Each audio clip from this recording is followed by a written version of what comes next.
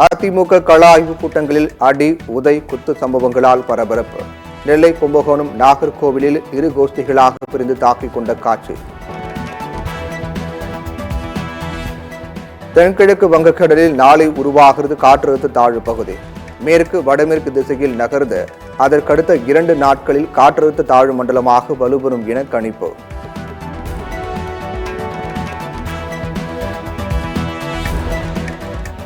தமிழ்நாட்டில் வரும் 25ஆம் தேதி முதல் கனமழைக்கு வாய்ப்பு. 7 நாட்களுக்கு மழை நீடிக்கும் என வானிலை ஆய்வு மையம் தகவல்.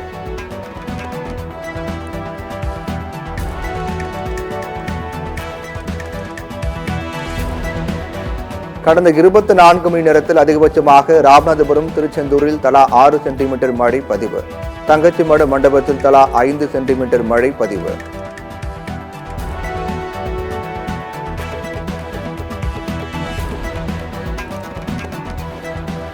நாம் தமிழர் கட்சியிலிருந்து விலகுபவர்கள் ஸ்லீப்பர் செல் என சீமான் புதிய விளக்கம். பல்வேறு கட்சிகளில் உளவு பார்ப்பதற்காக நான் தான் அனுப்பி வைக்கிறேன் என பேட்டி.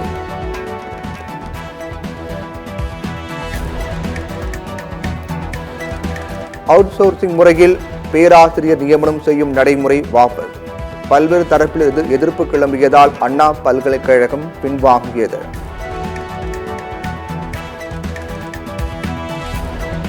சத்தீஸ்கரில் பாதுகாப்பு படையின் நடத்திய என்கவுண்டரில் 10 மாவோயிஸ்டுகள் சுட்டுக்கொலை. துப்பாக்கி சண்டை நீடிப்பதால் பதற்றம்.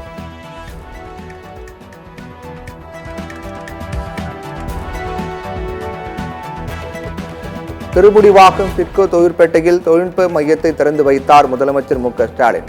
அனைத்து குறு, சிறு மற்றும் நடுத்தர தொழில் நிறுவனங்கள், இளம் தலைமுறை பொறியாளர்கள், கல்லூரி மாணவர்கள் பயன்படுத்தலாம்.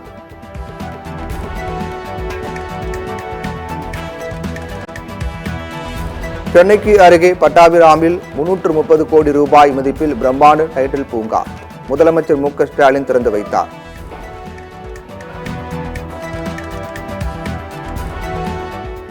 பிரியாணி மட்டுமல்ல, பீரும் இருக்கும் என தெலுங்கானா அமைச்சர் சுரேகா சர்ச்சை பேச்சு. இன்ஸ்டாகிராம் நேரலையில் குடும்ப உறுப்பினரிடம் பேசிய வீடியோ வைரல்.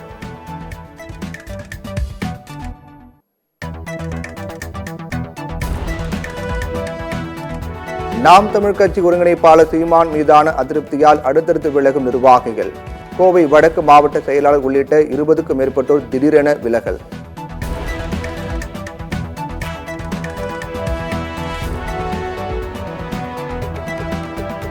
வீட்டுமனை ஒதுக்கீடு முறைகேடு வழக்கை ரத்து செய்ய கோரி அமைச்சர் ஐ. பெரியசாமி மனு. லஞ்ச ஒழிப்புத்துறை பதிலளிக்க சென்னை உயர்நீதிமன்றம் உத்தரவு.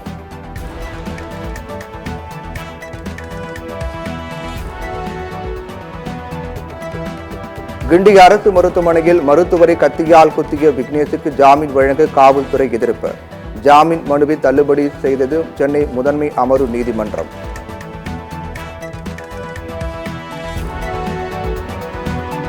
கிழக்கு லெபனானில் இஸ்ரேல் நடத்திய வான்வழி தாக்குதல்.